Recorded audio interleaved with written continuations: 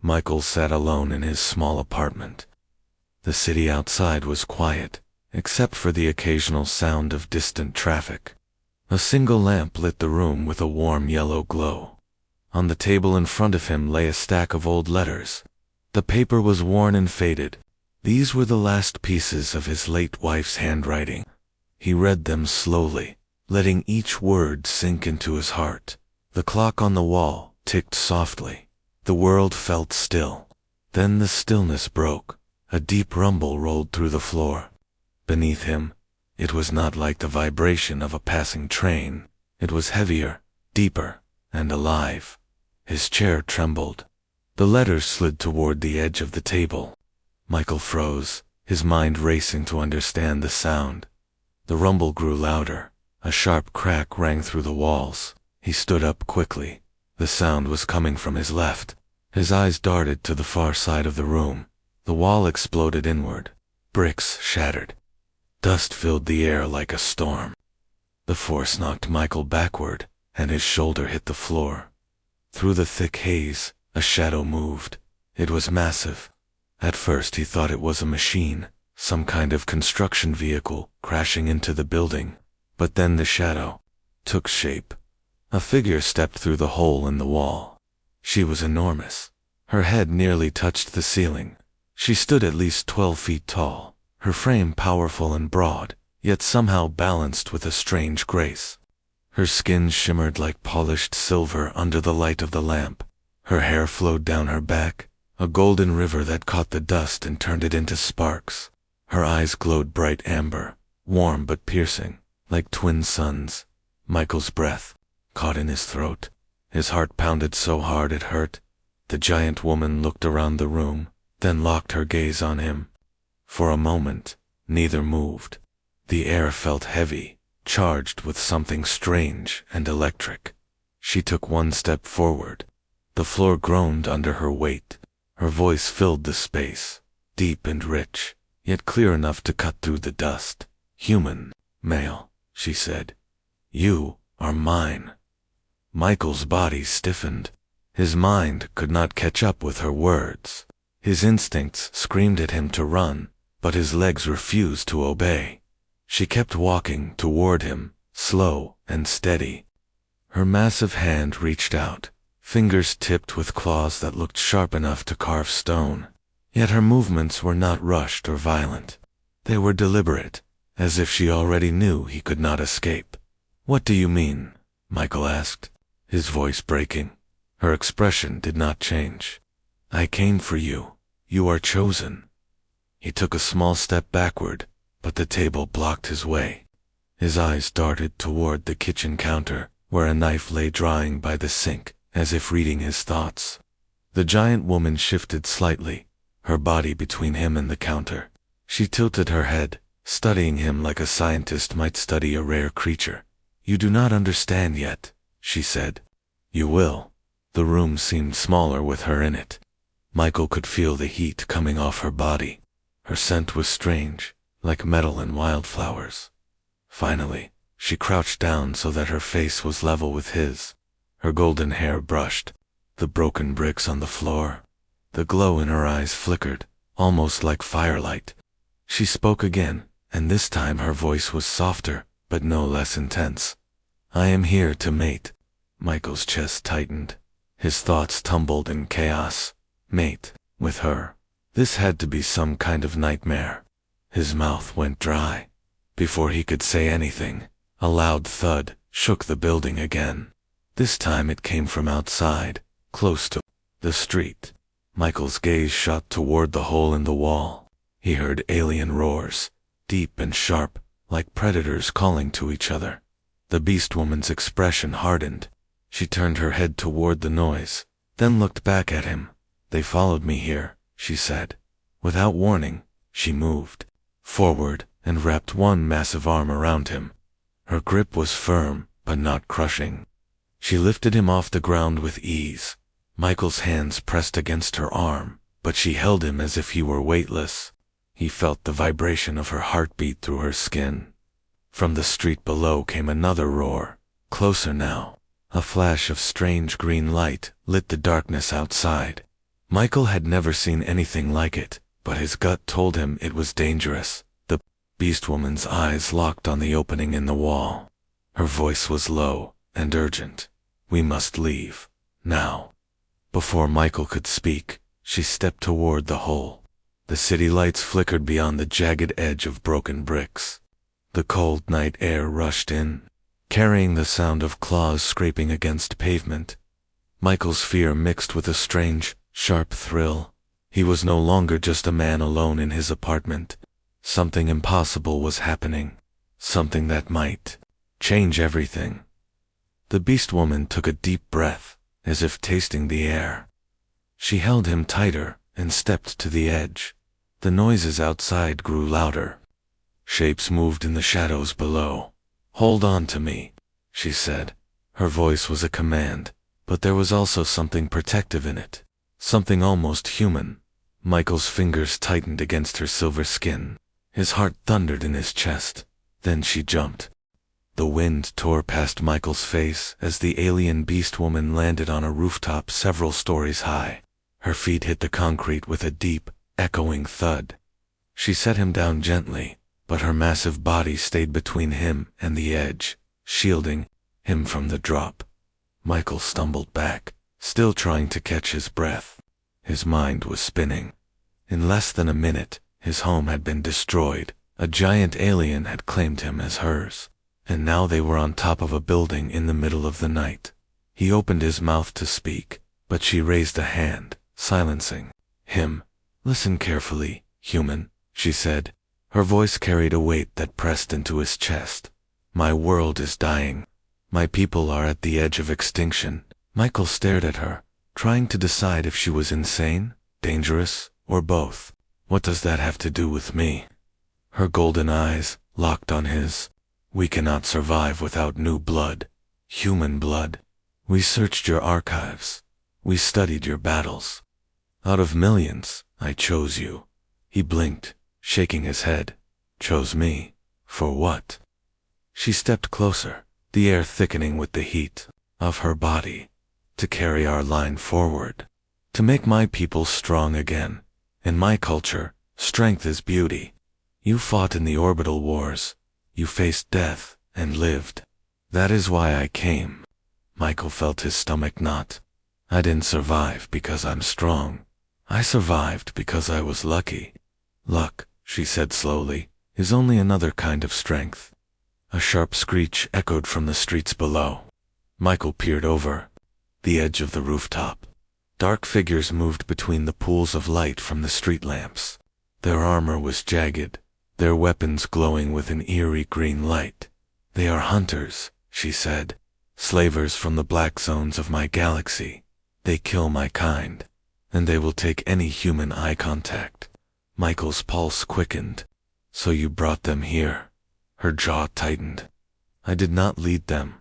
They were already hunting. But now they have found you too. And they will not let you live."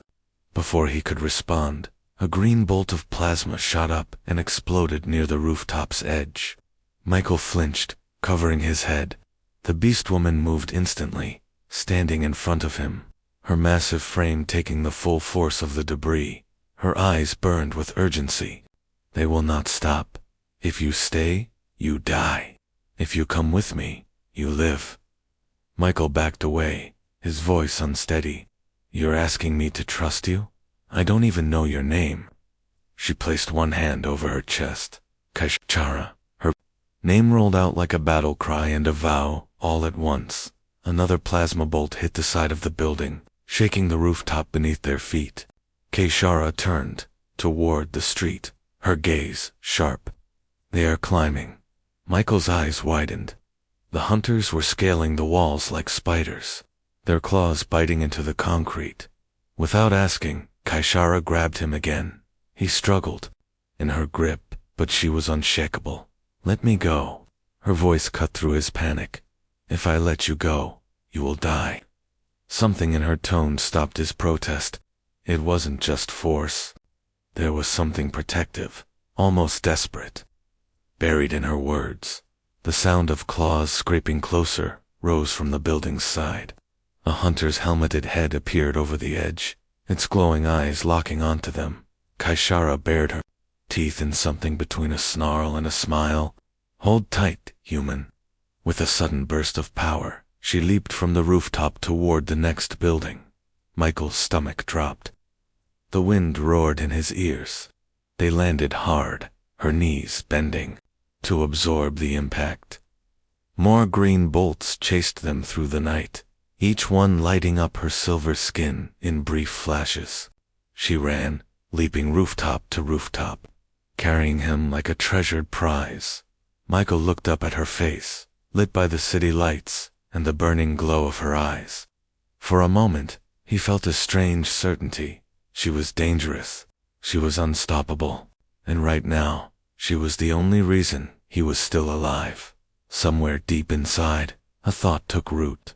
If he followed her, nothing in his life would ever be the same. The night air was cold and sharp. Each breath burned Michael's lungs as Kaishara carried him across the rooftops.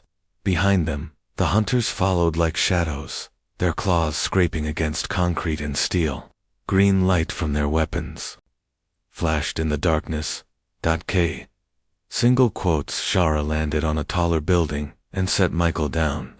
She crouched low, scanning the rooftops behind them. Her nostrils flared as she breathed in. "They are close."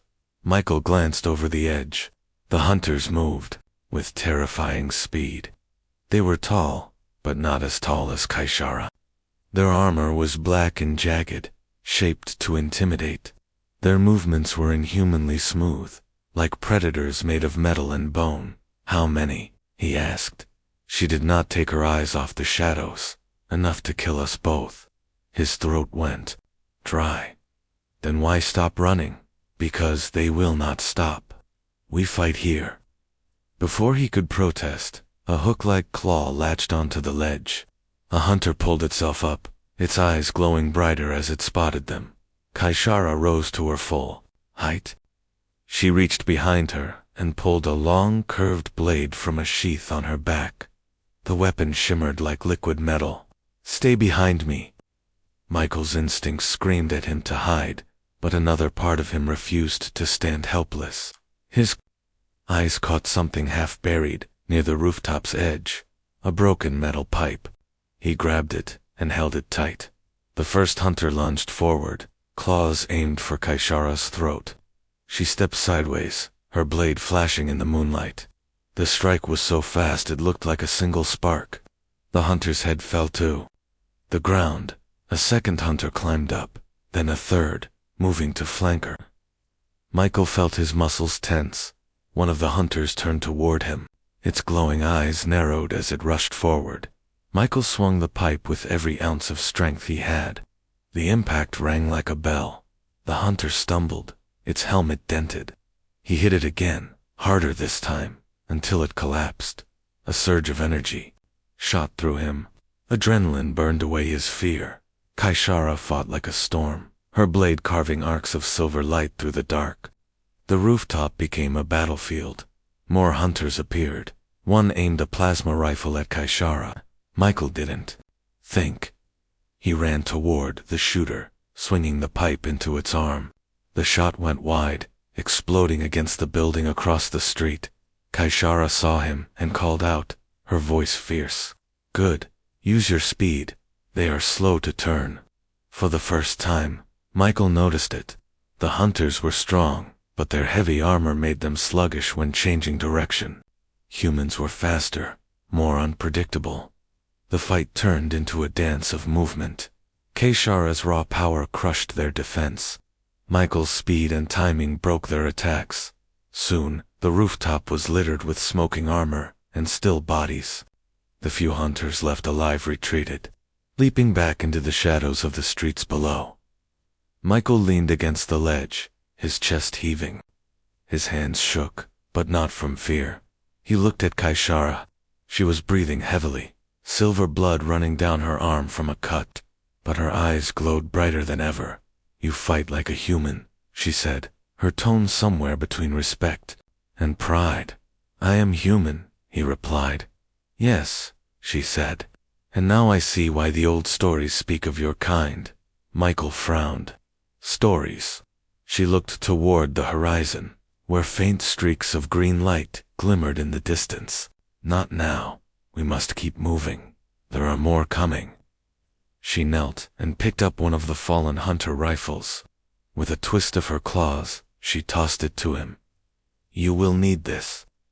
Michael caught it awkwardly, feeling its strange weight in his hands. I've never fired one of these. You will learn quickly, she said. Her gaze swept the city below. We head to the portal. Once there, they cannot follow. Michael's stomach tightened. Portal. Where does it go? Her eyes met his. Home. She reached for him again. He hesitated, looking at the smoking wreckage of the rooftop. Something told him the fight he just survived was nothing compared to what waited ahead. Still, he stepped forward. Kaishara pulled him close and leaped into the night. The city raced beneath them as Kaishara leaped from rooftop to rooftop, each landing shaking dust from the old concrete. Michael clung to her shoulder. The alien rifle pressed awkwardly against his chest. Far below, the hunters had regrouped. Their glowing eyes tracked the pair's movement across the skyline. Plasma bolts sliced the air, burning trails of green through the night. Kaishara moved like a living weapon. She didn't just jump. She calculated every leap so the hunter's shots missed by inches. Her silver skin flashed under the city lights, a streak of brightness in the dark. There, she shouted, pointing ahead. Michael turned his head and saw it. Between two broken towers, a strange light shimmered like liquid gold. It twisted in the air, pulling at his eyes, making it hard to look away. The longer he stared, the more it seemed to call to him. That's the portal, he asked. Yes, our way out.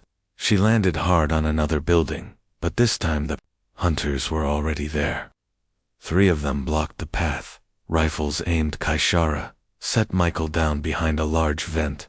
Stay low, she ordered. Before he could reply, she was already moving. Her curved blade cut the first hunter down before it could fire. The second fired a burst of plasma, but she spun, deflecting the shots with the flat of her weapon.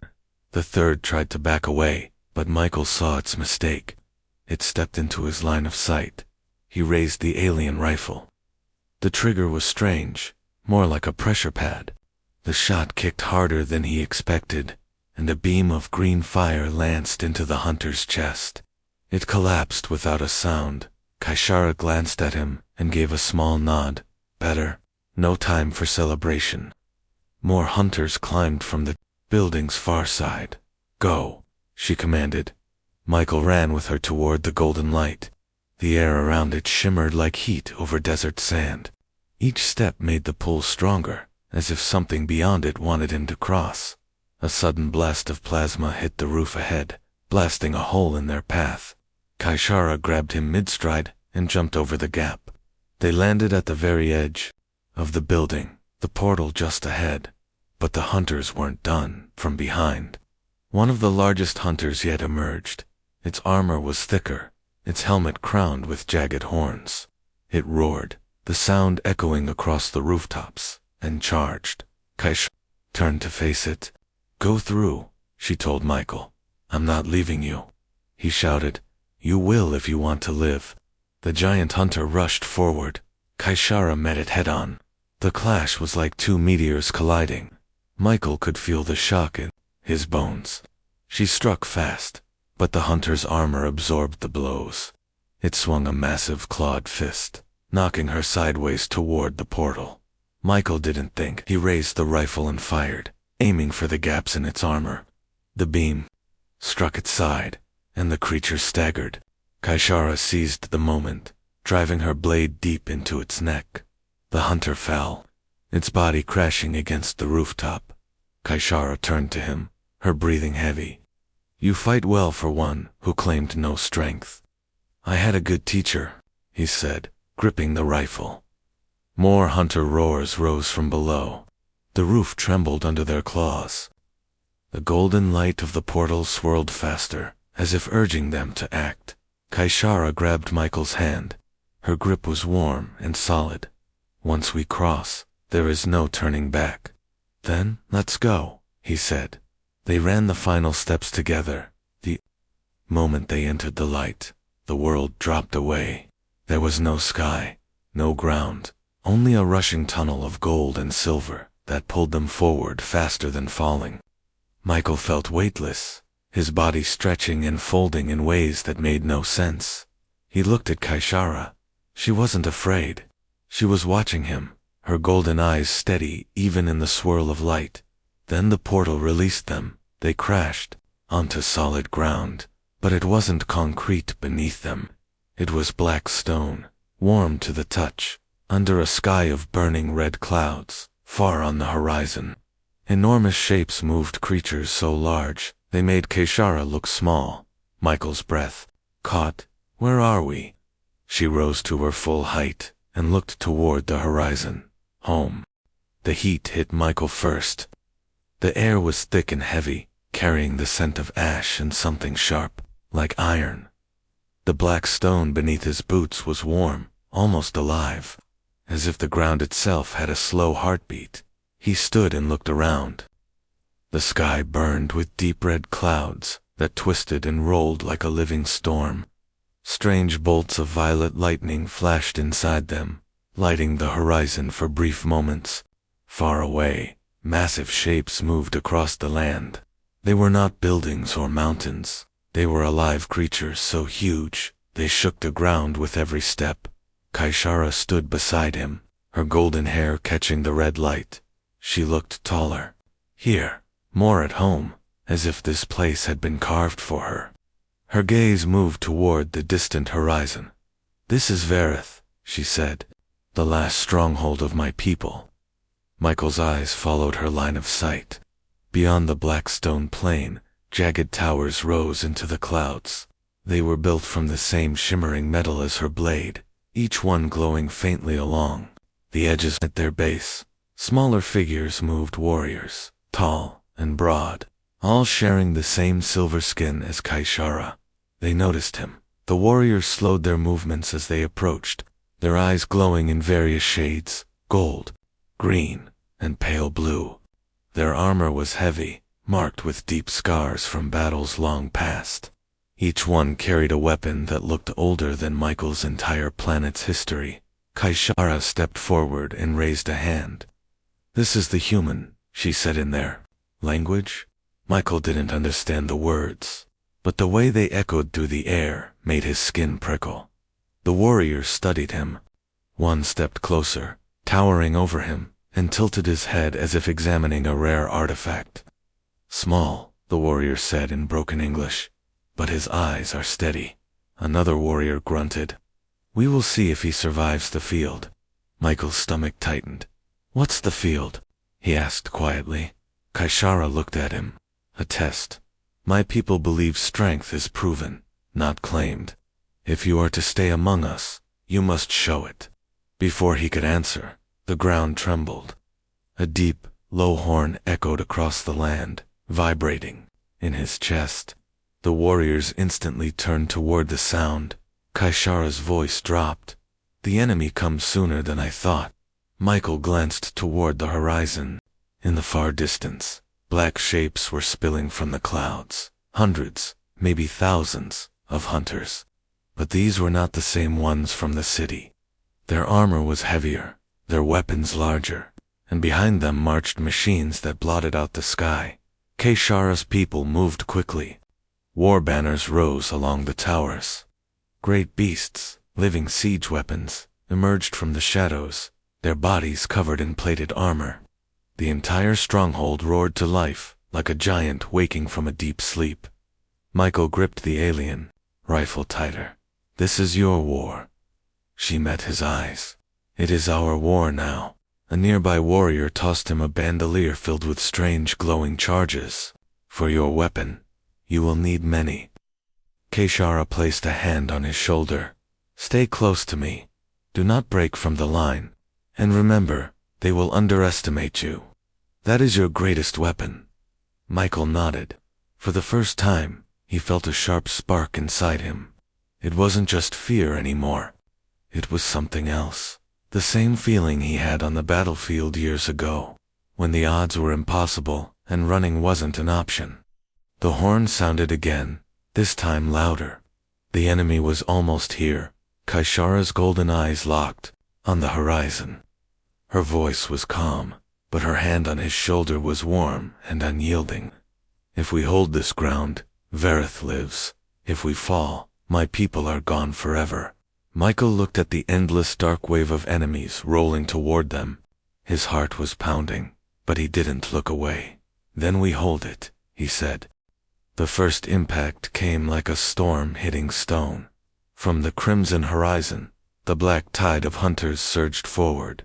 Their armor caught the light of the burning clouds, and their weapons glowed in sickly greens and blues. Behind them, towering, war machines advanced on heavy, stomping legs, each step shaking the ground beneath Michael's boots. Kaishara's warriors lined the front, shields locking together with a metallic roar. The great beasts roared back, shaking their plated heads.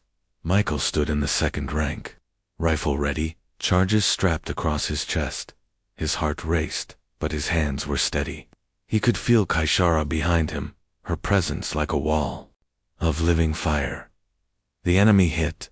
The first wave crashed against the shield wall. Claws scraped across metal. Plasma bolts splintered against armor. Kaishara's warriors pushed forward, each swing of their weapons sending hunters tumbling into the dust. One hunter vaulted over the shields, landing near Michael. He turned, fired, and the alien rifle kicked against his shoulder. The blast tore through the creature's chest. Another came from the side, but before it could strike, Kaishara was there. Her blade sliced in a clean, powerful arc. Silver sparks flashed where her weapon met armor, and the hunter collapsed. She looked at him briefly. Good. There was no time to answer. The second wave came. Plasma fire rained from the war machines, striking towers and shattering stone. One blast hit close, the shock knocking Michael to his knees.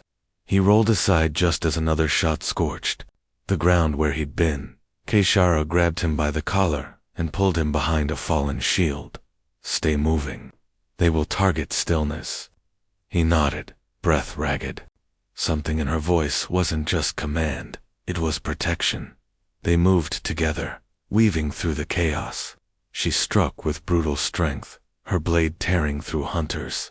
Michael darted in and out, using his smaller size to slip behind the enemy and fire at weak points in their armor. A group of hunters broke through the line to their left. Michael saw them heading toward the unguarded flank where wounded warriors lay. Without thinking, he sprinted toward them. Michael. Kaishara's voice followed him, but he didn't stop. He slid behind a low wall, taking aim. The first hunter went down with a shot to the knee, then another beam through its visor. He ducked as plasma fire scorched past his head, then rose to fire again. The last two hunters turned to charge him, but Kaishara crashed into them like a meteor, her blade flashing in the red light. When the last one fell, she turned to him, her chest rising and falling. Reckless, she said. Then her voice softened, but effective. Michael grinned despite the battle raging around them. Told you, humans, adapt fast. The war machines advanced, each one taller than the towers. Their massive cannons lit up, preparing to fire into the heart of the stronghold. Kaishara's voice dropped to a growl. If they breach the wall, it's over. What's the plan? He asked. We destroy them. Michael looked at the size of the machines and laughed. Once, breathless. Of course we do. She handed him a glowing charge from her belt. Plant these on the joints of their legs. I will cover you. They ran together through the chaos, hunters trying to cut them off.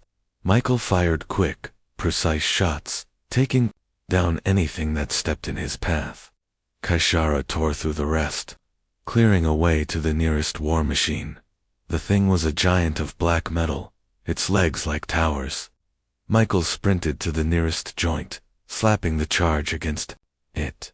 The device stuck with a magnetic click.